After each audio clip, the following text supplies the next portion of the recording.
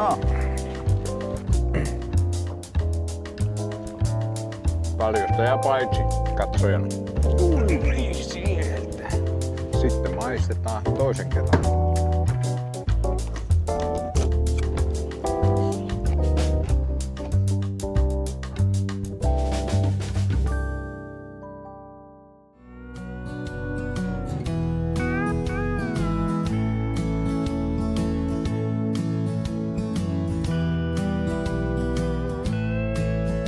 No niin, me ollaan nyt täällä Miekojärven Sirkkakosken satamassa ja lähdössä kohti juhannuksen viettoa. Meillä on tänään tavoitteena jikikalastus ja siinä saada kuhaa ja siitä tehdä sitten maistuva ruoka-annos parmesaanikuha tuolla nuotiolla lautalla ja nauttia yöttömän yön juhannuksesta, joka on meillä täällä Suomessa suuri kesän juhla. Lähdetäänpä sitten matkaan ja katsotaan, onko järvi antelias ja antaa meille kuhan ikivapaa.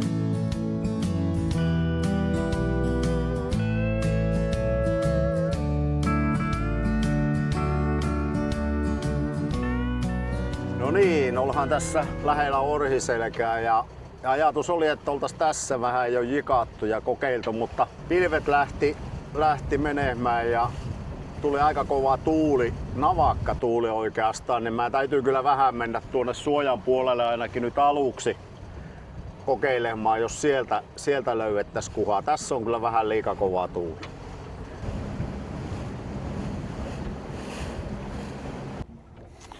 No niin, sitten otetaan kalastusväline kätteen ja aletaan valikoimaan, että mikähän jiki se passaisi tänä päivänä kohde kalalle. Yritetään toki saada kuhaa tänään. Laitetaan siitä sitten ruokaa, niin se lähtee tämmöisestä vähän pienemmästä liikenteeseen. Meillä on tässä semmonen 6-7 metriä vettä, niin semmonen 7 rammanen voisi olla ihan hyvä tässä.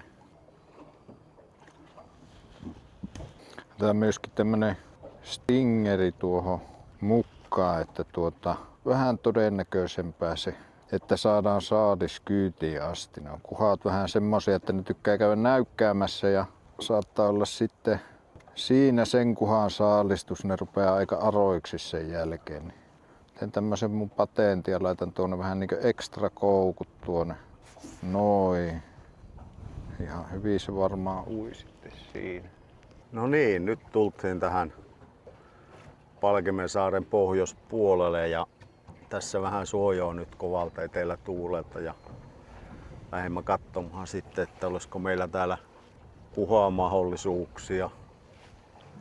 Kyllähän tuolla ensimmäiset kalat näkyy jo. Anhanpas tuosta taivasankkuri päällä ja aletaanpa katsomaan, että saamako me niitä kohteeksi.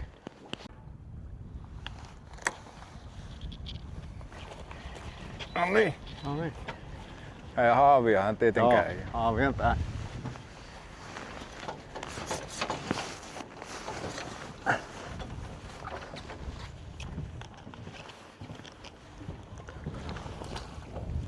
Noin! Sieltä tuli. On tuossa mitta.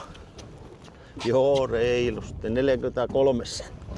43 senttiä. No niin, sitten me saimme ensimmäisen ruokakalan. Sitten vaan otetaan ja verestetään se sitten. Nyt iske. Ei. Joo.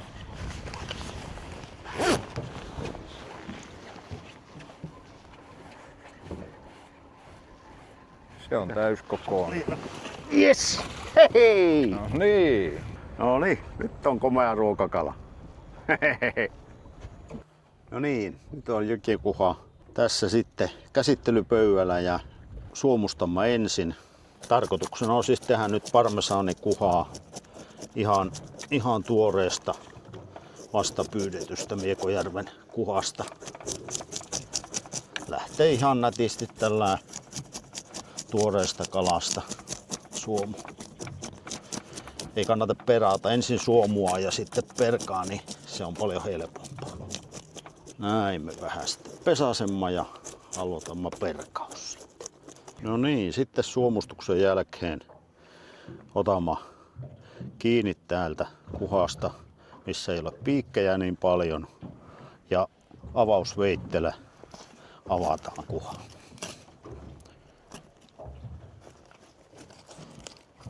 Noin. Sitten niin kuin nähdään, se on kutenut. Ei ole mätiä enää. Otetaan kiduksesta kiinni. Tukeva ote. Ja sitten suolet pois. Noin. Sitten siellä on kalvo, joka rikotaan. Saamme sieltä munuaiset esiin. Munuaiset pesua varten esiin. No. Hyvä. Sitten vielä pesuus. No niin, sitten on kuha suomustettu ja perattu ja nyt sitten tehdään fileeksissä. Pistetään tuolta läpi. Noin. Sitten toisinpäin. Tuolta noin nätisti. Puoli. Sitten otetaan alapuoli. Tuore file on vähän vaikeampi fileerata pikkusen aikaa. Kuolleena ollut kala, mutta terävällä veittelä saahan sitten ihan hyvä jälki. Noin. Sitten vähän viimeistellään. Piikki on tässä hyvä olla apuna.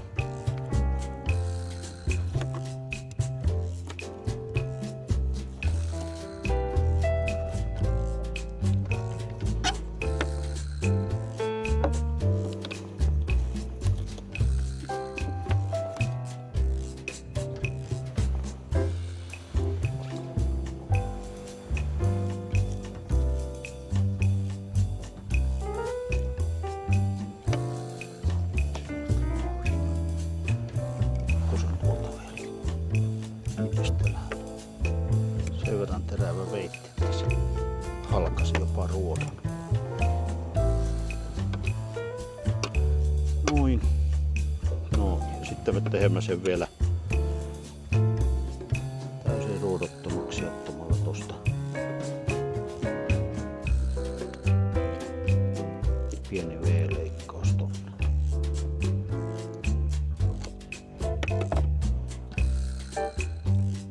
Ja nykäistään täältä tämä nahkasuunta pois. Ja sitten tehdään toiselle puolelle samalla lailla.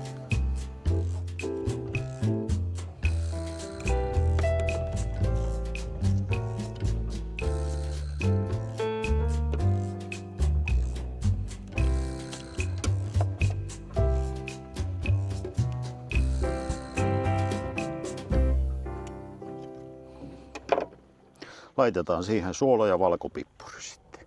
No niin, nyt kun on suomustettu ja fileroitu kuhat ruodottomiksi, niin sitten suolataan.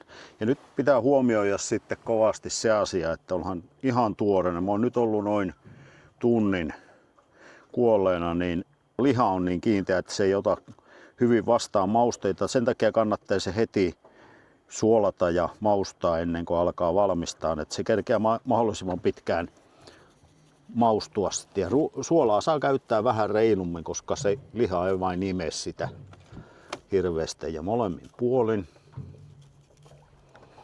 nahkapuolellekin, koska se paistetaan sitten nahkapuoli alaspäin.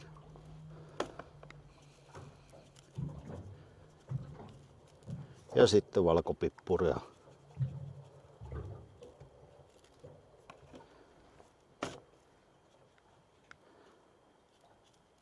Ja näin se saapii siellä maustua jonkun aikaa, kun saadaan nuotiot laitettua ja keitettyä perunat ja viimeksi paistetaan sitten fileet. Nyt sitten nuotiota sytyttämään. No niin, sitten otamme peruna keittovesiin puhtaasta Miekojärvestä. Voipihan tätä vähän juopastakin. On se hyvä. Ja sitten laitama kotimaista uuden sadon Timo perunaa. Tämä on tosi hyvä tämä alkukauden Timo peruna niin lajikkeena, niin se on loistava. No niin, tässä perunojen kiehuessa niin ootellessa niin teemme sitten keskiyön auringon, nimittäin ollaan justiin Miekojärvellä napapiirillä puolen yön aikaan ja mikäs sen parempi on juhannusyössä kuin mätivoileivät. Eli pannaan täältä smetanaa sinne alas. Tässähän on monenlaisia mielipiteitä, mutta meillä syödään näin. Sitten meillä on kahdenlaista mätiä. Tässä on made, hieno Miekojärven made-mäti. Ja sitten perinteinen herkku, Miekojärven muikunmäti. Ja nyt tietenkin kun meillä on näin kahta, niin voihan tehdä tämmönen tuplaleipä. Laitetaan vähän toiselle puolelle muikunmätiä, matemätiä ja sitten toiselle puolelle muikunmätiä. Näin saamme hieno kaksivärinen. Ja sen jälkeen sitten tietysti sipulia siihen vähän mukaan, niin elämys on täydellinen. Näin me otetaan juhannusyö vastaan. Joo. Bon appétit. Kameramiehelle kannassa siitä. No niin. No niin. Kyllä se tästä herkuttelu lähtee.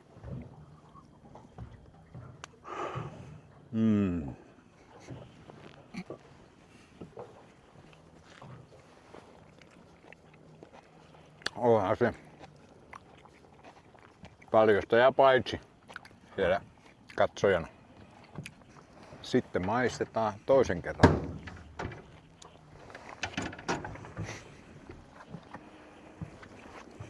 Edelleen yhtä hyvää. No niin, siellä ne on nyt kiehuneet ja kyllä, täällä on valmista. Voimme alkaa paistamaan sitten No niin, oliiviöljy on sinne laitettu lämpiämään ja sitten siihen laitetaan timjamia ja valkosipulia. Ja sen jälkeen sitten kuhattilet perään.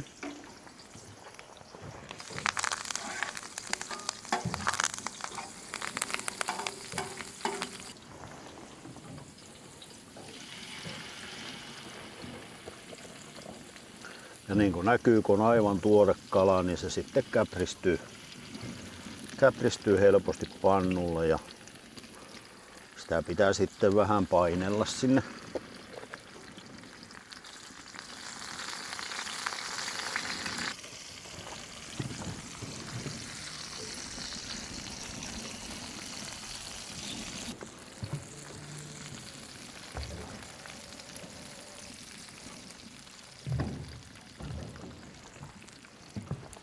Käännämäpä sitten nokka pikkuhiljaa keskiyön aurinkoa kohden. Se tuolla vaarojen takana loistaa, niin me laitama sähkömoottori sen sinne viemään. Pääsemään syömään sitten keskiyön auringon alle. No niin, sitten laitetaan sinne muutama voinokaarekko, se on oliiviöljyssä kypsynyt. Saama sitten siitä ruskistettua voita, millä me alamme sitten kypsentämään tämän pinta. Niin kuin näette, niin kuha on ollut koko ajan nahkapuoli alaspäin, eli sitä ei ole käännelty, jotta se pysyy hyvin koossa. Ja nyt sitten aletaan tällä voi-oliiviöljyseoksella kypsentämään. Eli tässä on sitten tehty perunoille uutta kevätsipulia ja voita ja kuuma perunaliemi on laitettu sinne, niin nyt se siellä valmistuu meille perunoiden päälle.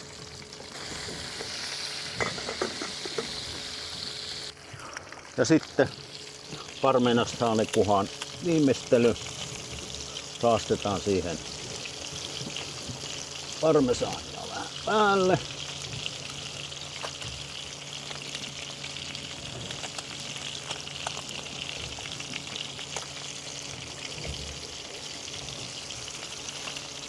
Noin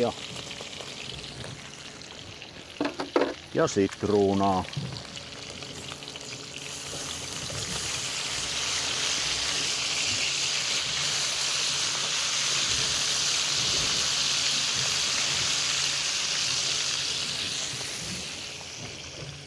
Ja jatketaan valelua sitten. Samalla sulaa tuo parmesaani siihen päälle ja tekee kivan kuoren tuohon kuhan päälle. Ja sitten kuha alkaa olemaan tarjoilua vaille valmis. No niin, sitten otetaan siitä uuden sadon perunaa. Sitten otetaan sieltä vähän kevätsipulia ja voi sulakastiketta.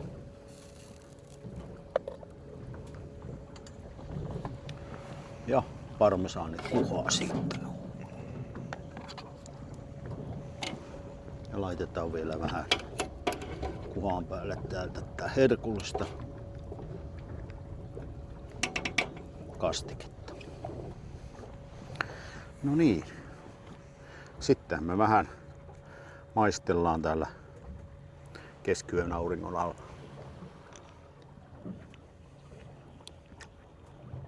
Maistetaanpa minkälaista tästä sitten tuli.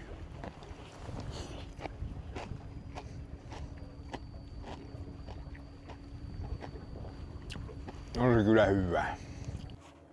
No niin, ja sitten hyvän ruoan jälkeen meillä on tapana järviveteen keittää nokipannukahvit.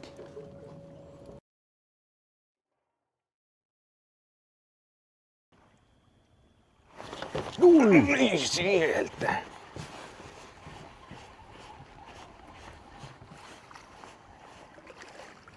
Sieltä tuli. Sieltä tuli.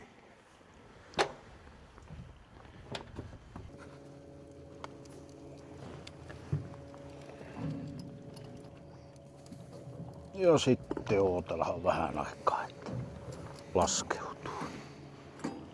Pannukahvi on sitten valmis. No niin, tämä juhannuksen retki alkaa olla loppusuoralla. Kello on 1:30 yöllä, eli yötöntä yötä mennään parhaimmillaan napapiirin Piekojärvellä. Kuha oli tänään loistavalla syönnillä. Saatiin heti ruokakuhat siitä alkuun ja sitten toki isot oli meillä vähän haasteellisia. Aika monta väriä kokeiltiin ja kyllä ne tällä kertaa piti suun kiinni meille, ettei aivan semmoista isompaa saatu, mutta haastettahan pitää ollakin. Ilma oli aivan loistava. Sen pienen myrskyn jälkeen se rauhoittui ja eteläinen tuuli oli lämmin. Ei millään lailla haitannut meidän kalastusta. Pieni tuulenväre koko ajan, joka piti pinnan rikkonaisena, joka yleensä on kalastuksessa tosi hyvä.